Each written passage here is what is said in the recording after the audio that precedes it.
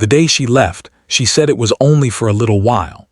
She stood at the front door with 2 small suitcases and 2 crying children holding her legs. Her parents promised they would help. Just until she got back on her feet, just until things felt normal again, she kissed their foreheads and said, "Mom will come back soon." Soon turned into months. Months turned into years. The phone calls became shorter. The visits became rare. Then one day they stopped completely. The children grew up calling their grandparents Mom and Dad. They learned not to ask when she was coming back. They learned not to expect birthdays or school plays. 20 years passed. Then one afternoon, a car pulled into the same driveway she once walked away from. She stepped out, older now, polished, confident, and she did not come just to visit. She came with papers. She said they were still legally hers. She said she had every right to take them back. But after 20 years of silence, one question hung in the air heavier than anything else. Can someone return and reclaim a life they chose to leave? When her husband died, everything collapsed at once. The house felt too quiet. The bills felt too heavy. The future felt impossible. She was only 32, 2 young children, no steady income. No clear plan. In the beginning, she tried. She took extra shifts. She stayed up late after the kids were asleep, staring at unpaid notices on the kitchen table. She cried in the bathroom where no one could hear her. Her parents watched it happen. They lived across town, stable, retired. Their home was calm and predictable. One evening, her mother suggested something simple. "Let them stay with us for a while," she said, "just until you breathe again." At first, she refused, but exhaustion makes decisions easier. The children packed small bags, not everything, just a few clothes and favorite toys. It was supposed to be temporary, a few weeks, maybe 2 months. She told them it was like a sleepover at Grandma's house. In those early weeks, she visited often. She brought small gifts. She read bedtime stories. She tried to smile. Then something unexpected happened. She met someone. He was older, established, calm in a way she hadn't felt in years. He spoke about stability, about fresh starts, about leaving painful chapters behind. But he lived in another city. At first, she didn't think seriously about it, but conversations became longer, visits more frequent. The idea of starting over somewhere new began to feel like survival. He was honest about one thing. "I don't think I'm ready to raise someone else's children." The sentence lingered in her mind longer than she admitted. She told herself she was choosing stability, choosing a better future, choosing a life where she would not drown in grief every morning. Her parents said they would continue caring for the kids. They loved them deeply. They had room. They had time. "You can get settled first," her father said. "Then we'll figure it out." So she moved. She promised it was temporary. She promised she would send money. She promised she would come back for them once everything was secure. The children stood on the porch the day she left. They did not fully understand what was happening. They thought it was another short trip. She hugged them tightly. "Mom will be back soon," she said again. The first few months she called every night, then every few days, then once a week. Distance does something quiet. It softens urgency. It creates new routines. It builds a second life that slowly begins to feel permanent. Her new marriage moved quickly. A new house, a new job, new neighbors who did not know her past. Meanwhile, her children stopped sleeping with the hallway light on. They stopped asking which weekend she would visit. They began adjusting. And she began telling herself they were better off where they were. At first, she kept her promises. Money arrived at the beginning of each month. Not much, but something. She called on birthdays, sent gifts during holidays. She tried to stay present through a phone line, but time creates distance in ways that feel small at first. The calls became shorter, sometimes rushed, sometimes postponed. "I'll call tomorrow," she would say. Tomorrow slowly turned into next week. Her parents never pressured her. They never accused her of leaving. They simply filled the space she created. They attended parent-teacher meetings, sat in waiting rooms during flu season, helped with homework, packed lunches every morning. The children adjusted faster than anyone expected. They started calling their grandmother when they had bad dreams. They ran to their grandfather when they needed help fixing a bike. When someone asked at school who their parents were, they hesitated at first. Then they answered with the names of the people who tucked them in every night. Meanwhile, her new life became more structured. Her new husband preferred not to talk about the past. He did not like reminders of unfinished responsibilities. When she brought up visiting her children, he would nod politely but never encourage it. "You have to focus on what's here now," he would say, and she did. At first, she felt guilty. Then she began to convince herself that the children were stable, safe, loved. Her parents never asked for legal custody. They trusted her word. They believed she would come back when she was ready. But years passed. She missed graduations, school performances, doctor appointments, first heartbreaks. Each missed moment made it harder to return. How do you walk back into a life you slowly stepped out of? So she avoided the question. She told herself she was building something better, that one day she would invite them into her new world. But that day never arrived. Her children stopped expecting her voice on the phone. They stopped saving stories to tell her. They learned not to look for her car in the driveway. Instead, they built routines around the people who stayed. Her parents never spoke badly about her. They protected her image for as long as they could. "She loves you," they would say. But love without presence begins to feel abstract. By the time the children entered their teenage years, her absence no longer felt temporary. It felt permanent. And somewhere in another city she began referring to them differently. "Not my kids, but my parents are raising them." The shift was subtle, but it meant something. The paperwork still listed her as their legal guardian, but in every other way she had already stepped aside, without signing a single document. The years moved quietly after that. There was no dramatic break, no final goodbye, just silence that stretched longer each season. Her children grew taller, their voices changed, their personalities formed without her guidance. Their grandmother learned how to braid hair the way their mother once did. Their grandfather attended school events and sat in the front row, clapping louder than anyone else. The house that once felt like a temporary stop became permanent. Report cards were signed by grandparents. Emergency contact forms listed their names first. Holiday cards addressed to the family used the grandparents' last name as the center. At first, the children kept a small space in their minds for her. They saved drawings. They kept old birthday cards she mailed. They waited for visits that never happened. But children adapt to what is consistent. Consistency became their grandparents. Teenage years brought new challenges, curfews, arguments, first crushes, first heartbreaks.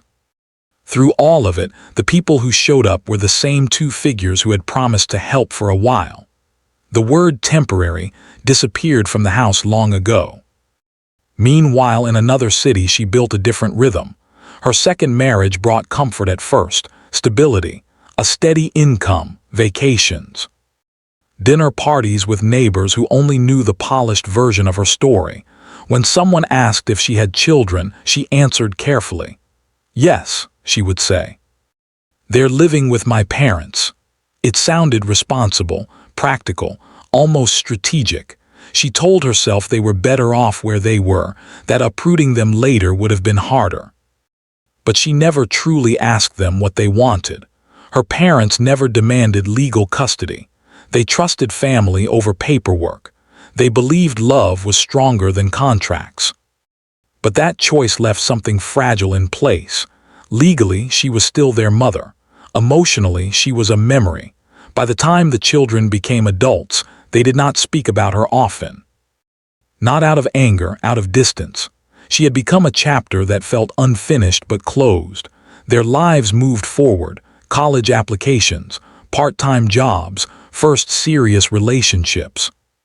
Their grandparents aged quietly while keeping up with everything, and somewhere deep inside, a question remained unspoken. If she ever came back, what would she expect? Because returning after absence is not the same as never leaving, and 20 years of quiet cannot be erased by a single knock on the door. The knock came on an ordinary afternoon. No warning. No phone call ahead of time. Her parents were sitting at the kitchen table when they heard it. The sound was firm, certain. When the door opened, time seemed to hesitate. She stood there, older. Dressed well, hair carefully styled. Not fragile, not broken, composed. For a moment, no one spoke. 20 years is a long time to fit into a single glance. "I think we need to talk," she said calmly. Her parents stepped aside without argument, not because they agreed, but because they understood something had finally arrived. The children were home that day. They were no longer children, of course, adults now, with their own voices, their own opinions, their own memories. When they saw her, there was no rush forward, no tears, just silence. She tried to smile. "I've missed you," she said. The words felt careful, practiced. The first hour was polite, surface-level questions, work, school, health. Then her tone shifted. "I've been thinking a lot," she began, "about what happened, about how things were left." Her parents watched closely.